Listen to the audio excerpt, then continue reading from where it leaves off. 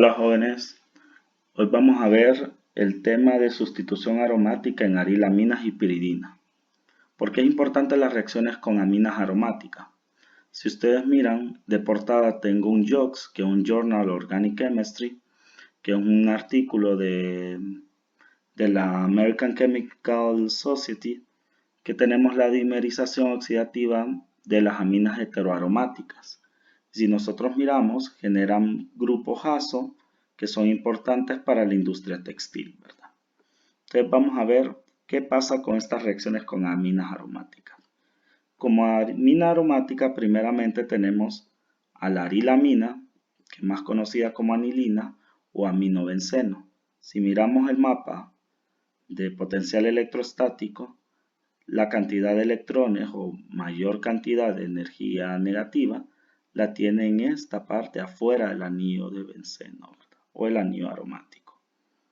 Otro tipo de amina aromática puede ser la muy conocida que tenemos acá, que ya sabemos que es la piridina, ¿verdad?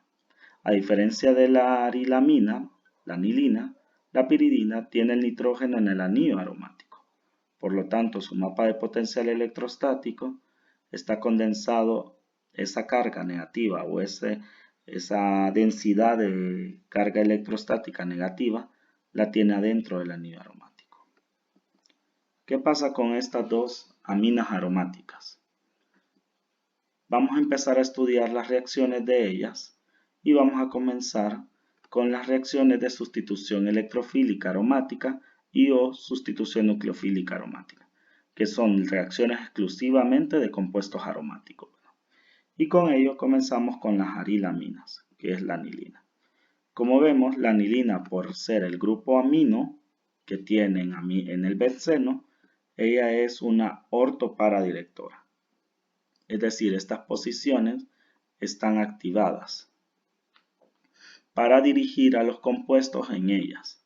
Y también sabemos que ella es una activadora, es decir, que aumenta la velocidad de reacción al momento de realizar el proceso de producción con ella. Vemos que esta anilina puede generar sustitución electrofílica aromática por medio de un buen electrófilo o un electrófilo activado, generando una parte ortodirectora o paradirectora. Si estudiamos el proceso ortodirector, vemos que generamos este complejo, el cual ha roto su aromaticidad y se le conoce como complejo sigma. Si ustedes miran, este enlace adicionado al electrófilo, rompiendo la aromaticidad, y aquí aunque no se mire por lo línea angular, acá hay un hidrógeno siempre puesto. Es decir, que se rehibrida el carbono de sp2 a sp3. Ese complejo sigma, vamos a ver nosotros que se puede estabilizar por resonancia para poder desplazar la reacción de izquierda a derecha. Si nosotros miramos el grupo amino, también puede que ceder sus electrones y deslocalizar esos electrones para generar más estabilidad en ese complejo sigma. Pero ¿qué pasaría si nosotros dejamos de adicionar en la posición orto y decimos que la anilina es una metadirectora? Si nosotros analizamos la sustitución electrofílica aromática como anilina para una pseudo metadirectora, vamos a ver que si adicionamos ese electrófilo en la posición meta, siempre creamos o producimos el complejo sigma.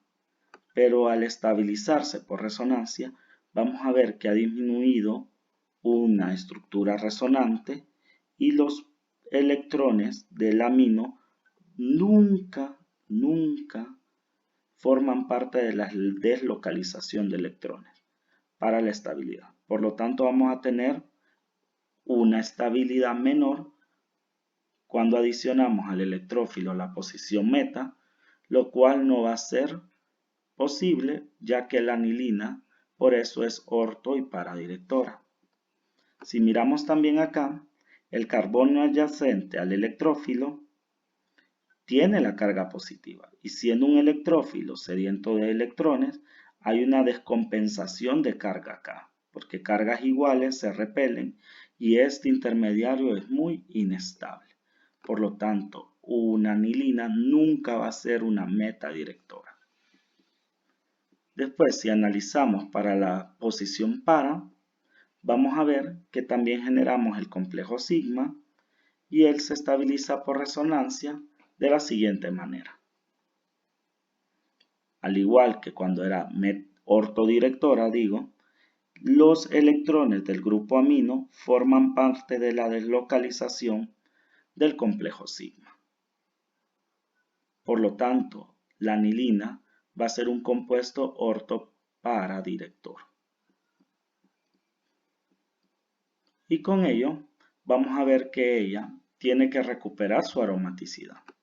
Para recuperar su aromaticidad, acá tenemos el complejo sigma estabilizado por resonancia en la posición orto, la adición del electrófilo, y vamos a ver que este nucleófilo extrae el protón y elimina, generando que estos electrones pasen al anillo otra vez y recuperando así su aromaticidad, generando salida de ácido y recuperando la aromaticidad del compuesto en la posición orto.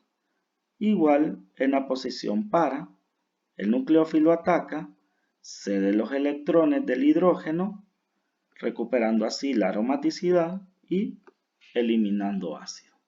Si nosotros miramos la sustitución electrofílica aromática, siempre nos va a llevar a un compuesto aromático, solo que va a haber una sustitución del hidrógeno por el electrófilo. Y en el caso de la anilina, para las posiciones orto y para. Vamos a ver unos ejemplos. Lo primero va a ser las halogenaciones. Ya sabemos que para halogenar compuestos aromáticos, en el caso de la anilina, usamos halógeno, que puede ser de cloro o bromo, puede ser cloro-bromo, y vamos a ver que siempre tenemos mezclas en las posiciones para y orto, y eliminando ácido alohídrico, que puede ser ácido clorhídrico o ácido bromhídrico, o en su defecto, si no hay agua, sería bromuro o cloruro de hidrógeno. Vamos a ver que estas reacciones no necesitan catalizador, ya que la anilina es un compuesto aromático o una amina aromática muy activada. También podemos generar condiciones de exceso para polihalogenar a la anilina en las posiciones orto y para de ella.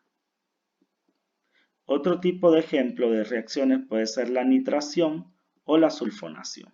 Si miramos en la nitración, nosotros necesitamos ácido nítrico mezclado de ácido sulfúrico para evitar la agresividad del ácido nítrico a estos compuestos aromáticos. Pero lo que podemos observar es que el grupo amino se ha oxidado a el grupo nitro. Esto por el efecto del ácido nítrico. Ya sabemos que el ácido nítrico es un ácido oxidante y genera esto. Además de la oxidación, este producto se vuelve inestable por las condiciones que tenemos de estos ácidos, haciendo que a veces arda y que libere bastante energía. Para la sulfonación, nosotros vemos que el ácido fumante es un ácido fuerte. Sabemos que el ácido fumante es una mezcla de ácido sulfúrico con trióxido de azufre. Así generamos al 7% esta mezcla, pero al ser un ácido fuerte lo que vamos a lograr es que la arilamina o la anilina se protege por la misma basicidad de ¿quién? Del grupo amino. Por lo tanto, la nitración y la sulfonación no son reacciones viables para producir derivados de anilina nitrados o derivados de anilina sulfonados. Ahora hablemos de la piridina. La piridina, siendo un heterociclo, no podemos o no hemos determinado todavía en la asignatura de orgánica cómo decir si este heterociclo es un orto para o un metadirector.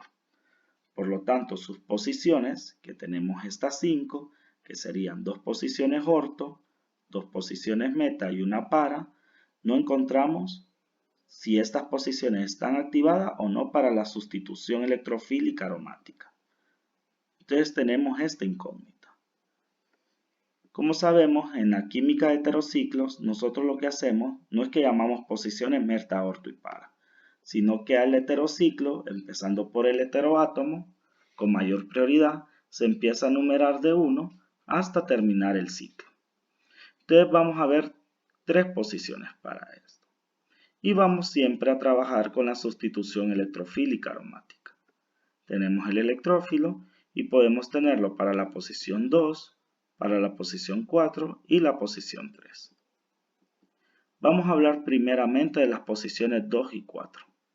Vamos a ver que cada una puede adicionar rompiendo la aromaticidad al electrófilo, generando los complejos sigma en la posición 4 para el electrófilo, y miramos acá que el complejo, o mejor dicho, el carbocatión se ha generado en la posición 3. Y acá se ha adicionado el electrófilo en la posición 2 y tenemos una especie, no vamos a decir de carbocatión, sino de nitrocatión generado en el heteroátomo del nitrógeno. Si nosotros sabemos, estos dos van a estar estabilizados ¿por qué? Por resonancia. Y si miramos los de la posición 4, hay un flujo de electrones. Y en la posición 2 también hay un flujo de electrones queriendo estabilizar al anillo piridínico. Pero encontramos estos dos intermediarios. Si nosotros observamos los nitrógenos, tienen una carga positiva y 2 electrones libres. Por lo tanto, encontramos una incongruencia de estructura de Lewis, lo que nos dice de que esta estructura es inestable por octetos incompletos. Nosotros sabemos que cuando un nitrógeno tiene carga positiva, lo que estamos creando es una sal de amonio cuaternario y no podemos tener electrones libres con carga positiva, ya que el nitrógeno para tener carga positiva necesita estar unido a 4 componentes o tener 4 enlaces. Por lo tanto, estas dos estructuras van a generar intermediarios inestables y por lo tanto la posición 4 y 2 no está favorecida para la sustitución electrofílica aromática. Ahora, si estudiamos la posición 3, para esta sustitución electrofílica aromática generamos el complejo sigma, que en este caso el electrófilo se ha adicionado a la posición 3 y el carbocatión ha quedado en el carbono 4. Al igual que todo, esto puede estabilizarse por resonancia y si nosotros miramos el heteroátomo no tiene ninguna interacción con esta carga positiva. Es decir, que el flujo de electrones estabiliza también al complejo sigma que no tenemos nitrógenos con octetos incompletos. Cuando termina la sustitución electrofílica aromática, hay una recuperación de la aromaticidad, teniendo otra vez al nucleófilo, que extrae el protón y estos electrones pasan a cerrar el complejo sigma y así recuperando la aromaticidad y obteniendo a un derivado piridínico sustituido. Y siempre eliminación de ácido. Podemos tener unos ejemplos. Siempre para las halogenaciones y adiciones, si nosotros la piridina la halogenamos con cloro o bromo, vamos a tener desecho de ácido halohídrico y en la posición 3 una sustitución de este halógeno. Pero vamos a ver que esto necesita condiciones extremas. ¿Qué condiciones extremas? Altas concentraciones de halógeno y altas temperaturas, es decir, una reacción bastante endotérmica, la cual no sería muy favorecida para producción de laboratorio y procesos industriales. Cuando hablamos de adición, es que la misma basicidad de la piridina hace que ataque como nucleófilo a este electrófilo, generando al ion piridinio. Esta generación del ion piridinio es lo que es el efecto que disminuye los rendimientos de las sustituciones electrofílicas aromáticas de estas halogenaciones o de las demás, generando bajos rendimientos y por eso necesitando condiciones extremas para ello. Otro ejemplo puede ser la nitración o la sulfonación.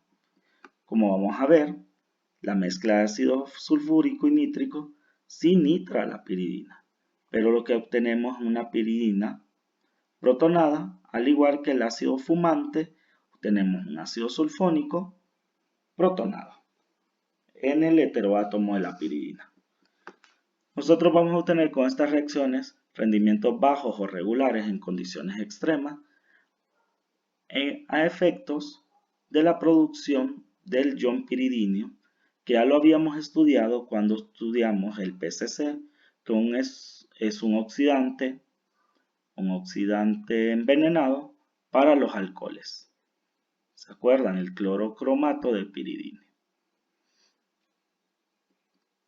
Vamos a ver ahora la sustitución nucleofílica aromática.